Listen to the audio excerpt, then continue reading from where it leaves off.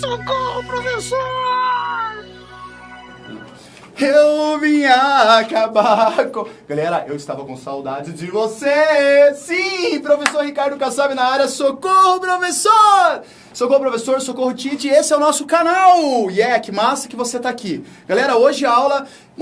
pensa numa aula assim, tipo, essa aula eu preciso dela. Você precisa dessa aula. Você que vai fazer neném, quer dizer, você vai fazer Enem, vai fazer vestibular. Você que, tá se sentindo muito burro. Você tá sentado lá na sala de aula e você olha o professor falar, você fala assim, eu não tô entendendo nada. Eu sou uma pessoa muito burra. Eu acho que eu preciso muito largar de estudar. Não! Você não é burro. Você simplesmente, você não tá entendendo algo que você entenderá agora. Beleza? Ei, por isso que você procurou esse vídeo, a gente vai falar de Taylorismo, de Fordismo e de Toyotismo. São modelos produtivos. São estruturas produtivas. Cara, Taylorismo não tem nada a ver com terrorismo, porque tem brother que você tá dando aula e fala assim, professor, eu sei que eu tava assistindo ontem da televisão lá e tava falando do terrorismo. Nada a ver, cara. Eu tô falando de Taylorismo. Tá, para que a gente entenda isso, precisamos voltar lá à primeira Revolução Industrial. Duvido que você saiba o que é a primeira Revolução Industrial. Eu sei, professor. É quando os homens passam a utilizar o carvão. Isso! Sim, na primeira Revolução Industrial...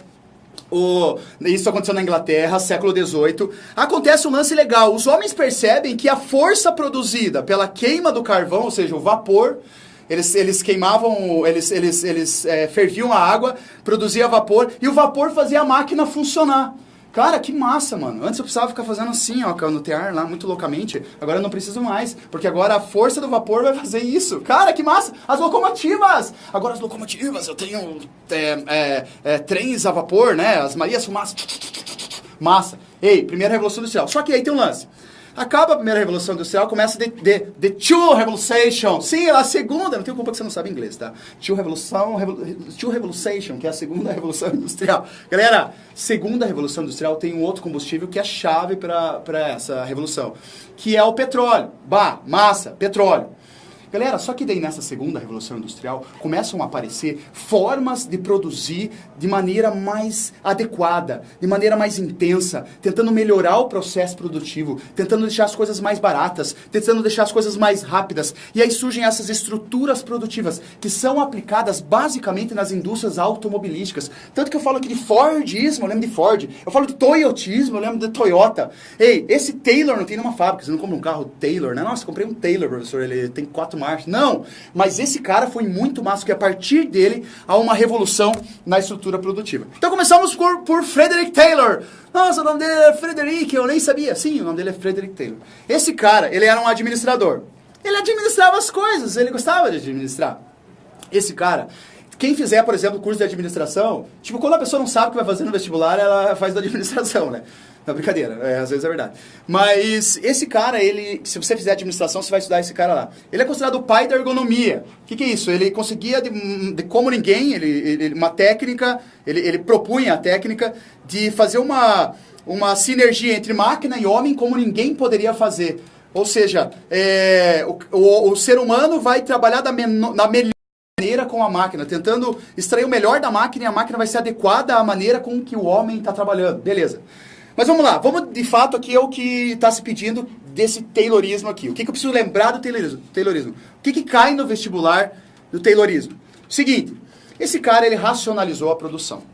Veja que eu estou numa fábrica, eu estou lá numa oficina, eu venho numa estrutura manufatureira, as coisas são feitas à mão ainda, com pequenas ferramentas, não muito tecnológicas, mas já ferramentas ali para eu trabalhar. E esse ambiente de trabalho, ele era meio desorganizado. Tipo, cara, tinha um cara trabalhando lá no fundo, hey, passa a chave de fenda aí que eu preciso terminar de fazer aqui a porca, mexer a porca aqui. Cara, era meio desorganizado. Esse cara, ele fala o seguinte, não pode ser assim. Vamos organizar, vamos racionalizar esse meio produtivo. Ou seja, você, cara, que está fazendo a agulha da máquina de costura, você vai fazer só a agulha. Você não mais vai fazer toda a máquina. Você sabe fazer a agulha como ninguém. Então você faz só a agulha. Você não! Você sabe fazer muito bem a manivela. Você vai fazer só a manivela. E outra coisa... Você que faz a agulha, eu vejo que quando você vai pegar o fio lá, sei lá, vai pegar alguma coisa para fazer a agulha, você faz esse movimento. você não vai mais fazer esse movimento. Agora você vai fazer esse movimento aqui, ó, no ângulo reto, porque você faz mais rápido. Então ele faz com que o trabalhador comece a exercer a sua função de forma muito otimizada, no menor tempo possível, da melhor maneira. Resumindo, cara, ele começa a especializar a produção, a dividir o trabalho. Cada um vai fazer aquilo que sabe fazer de melhor. E sabe o que é interessante? Aí você precisa muito guardar. Ele institui o que a gente chama de hierarquia da produção. Cara, agora você tem um chefe. Agora você tem um gerente que vai ficar, isso é massa também, com um relógio, dizendo assim, ô Jeremias, ô Joaquim, você está demorando demais para fazer esse parafuso. Você precisa fazer esse parafuso mais rápido. Sim, e daí ele cronometra a produção. Isso é característico do Taylorismo. A cronometragem da produção. Então o cara tá lá, ele tá com um supervisor, ele tá com um chefe dizendo, faça mais rápido, vai, duvido que você faça. 1, 2, 3 e já, eu não tô olhando, eu quero ver se você... Lembra quando o pai falava assim, ó, eu vou olhar pro lado, não tome tudo a vitamina. Então era mais ou menos assim, duvido que você faça mais rápido. Era tão assim que tinha competição entre os funcionários. Sério, o cara que fizesse mais rápido ganhava um prêmio. O cara que... Eles eram desafiados a produzir mais rápido e por isso ganhariam um bônus salarial. Sim, de verdade. Resumo, o que Taylorismo faz? O que Frederick Taylor propõe? Ele propõe a racionalização da produção, ele propõe uma otimização, na verdade, cada um vai fazer aquilo que sabe fazer de melhor, a cronometragem da produção e há agora a presença do chefe, a hierarquia produtiva. Há outras características, mas que passam a ser superficiais ou periféricas, dentre essas tão importantes. E eu vou colocar isso aqui, vou disponibilizar para você no final do vídeo, esses slides todos vão estar para você lá. Bora! Aí surge um cara Ford. Eu já tô aqui, galera, eu já tô no início do século XX, tá? Inclusive, você viu ali que o livro que Frederick Taylor lança é de 1911. Mas vem cá, esse cara aqui, Henry Ford, ele tinha uma fábrica de automóveis. Ele já trabalhava no modelo taylorista, assim, ele já trabalhava no modelo um pouco mais ele Só que o ritmo de produção dele não era como ele gostaria que fosse. Esse cara era um empresário, brother. Esse cara queria ganhar dinheiro, e ele era muito bom nisso. Ele era um empreendedor, ele tinha fábricas de outras coisas também, além da Ford, que inclusive levou o nome de Fordismo, né? Seguinte, esse cara, ele pega o que ele achou de legal no Taylorismo e aplica nas suas fábricas, só que com alguns acréscimos. Que acréscimos são esses e que são característicos do Fordismo que vai cair na tua prova lá, tipo super vai cair, você muito tem que saber. Primeira coisa, esteira. Como assim, professor? Uma esteira? A minha mãe tem esteira, que a gente sai lá pra ir pra praia e a minha mãe... Não, não é essa esteira. Sabe aquela esteira da fábrica onde a peça tá em cima dela e ela vai andando em cima da peça? A esteira vai conduzindo a peça? Sim. Isso revolucionou a indústria. Por quê? Porque no modelo taylorista era mais ou menos assim. Ô, fiote! Você fez aí a peça, traz pra mim a peça pra eu continuar aqui. Você tá fazendo o parafuso, eu sou bom aqui em fazer a porca, então vem aqui. Cara, no Fordismo não. No Fordismo não sou eu que vou buscar a peça vem até mim, brother. Então aí eu tô parado, esse é outro lance do Fordismo legal. Eu tô parado aqui, eu tenho o meu lugar na indústria. E a peça vem até mim e eu passo a fazer só aquilo. Pá. Quem assistiu Tempos Modernos, Charlie Chaplin lembra, né? O cara fica fazendo só aquilo. Pá. Então é um trabalho extremamente especializado. E outro lance que você vai guardar, vai até aparecer aí. A alienação do processo produtivo. O cara está tão focado em fazer só uma coisa, para que faça mais rápido e etc. Às vezes a esteira começa até numa velocidade mais rápida. Ele está tão focado em fazer aquilo, que é possível que ele nem saiba o resultado do final do que ele está produzindo. Ele nem sabe para que serve aquela peça. Ele nem sabe. Lógico, isso é um exagero. No fundo, o cara sabe o que está produzindo.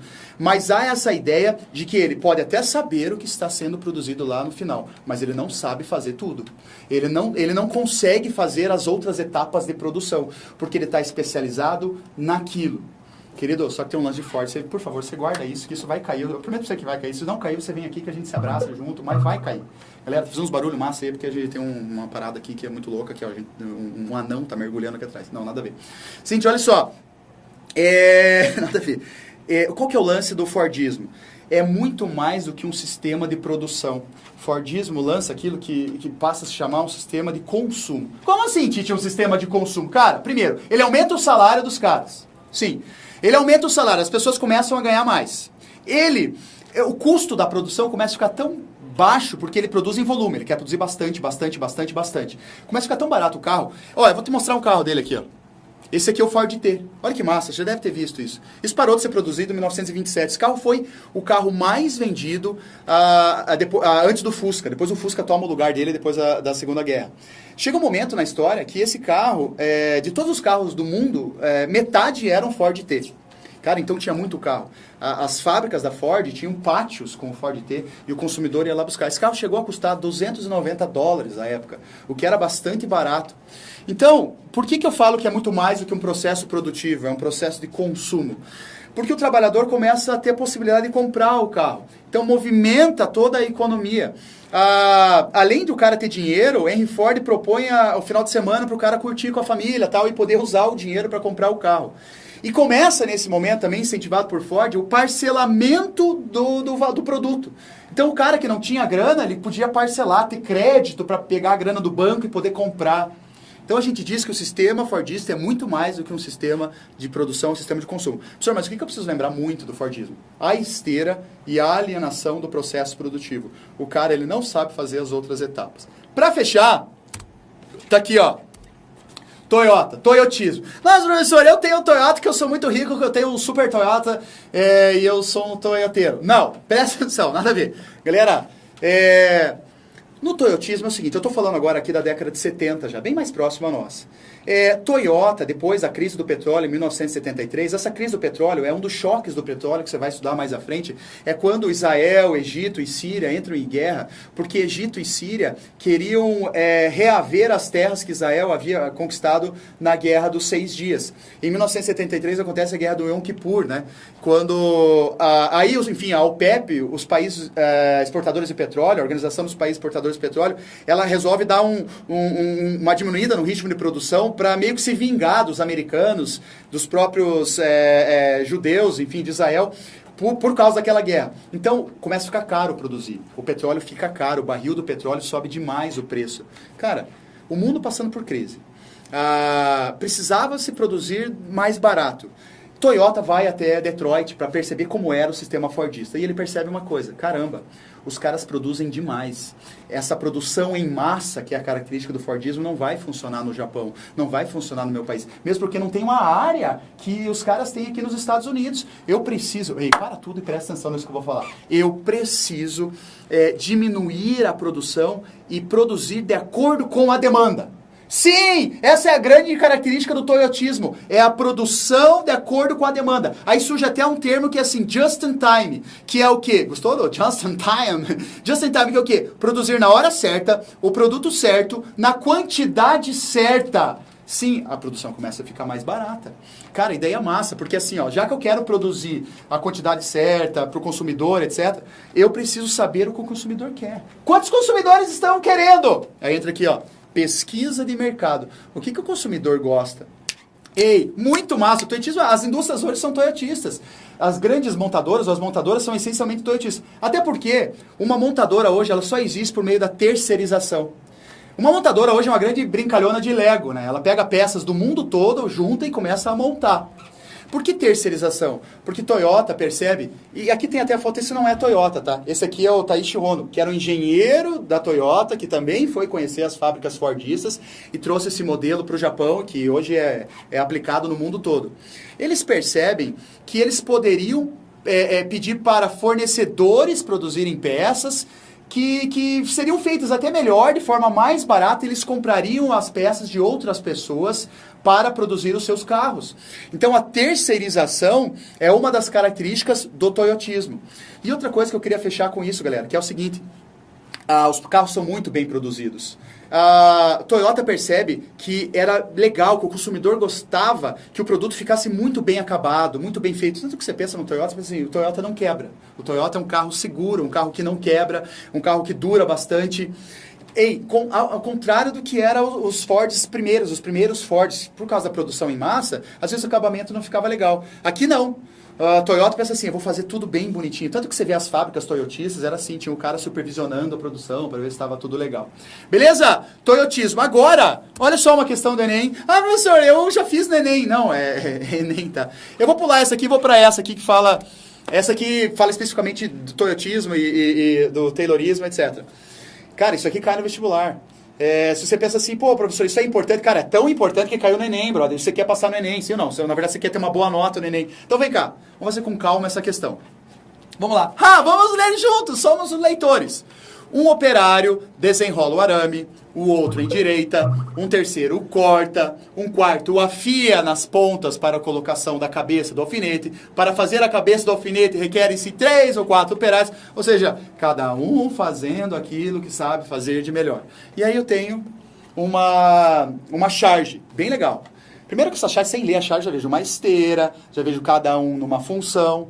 E aí a fala diz assim, vou me aposentar amanhã! E sabe o que eu vou fazer?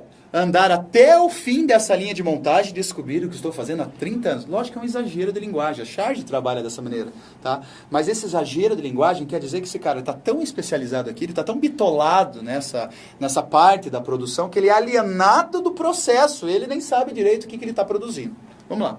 A respeito do texto e do quadrinho são feitas as seguintes afirmações. Primeira, ambos retratam a intensa divisão do trabalho, a qual são submetidos os operários. Sim ou não? Claro que sim. Olha só, aqui tá dividido. Esse faz isso, esse faz aquilo outro. Aqui um operário desenrola arame, o outro endireita. Então, primeira massa, primeira verdadeira. Segunda questão, segunda frase. O texto refere-se à produção informatizada. Mano, já nem tô enxergando isso aqui, mas ó. E o quadrinho, a produção artesanal. Claro que não, tem a presença da esteira aqui, tecnologia intensa aplicada. Não, não é. A segunda está errada. Olha como isso aqui funciona, como estudar funciona. Você está fazendo uma questão do Enem, brother.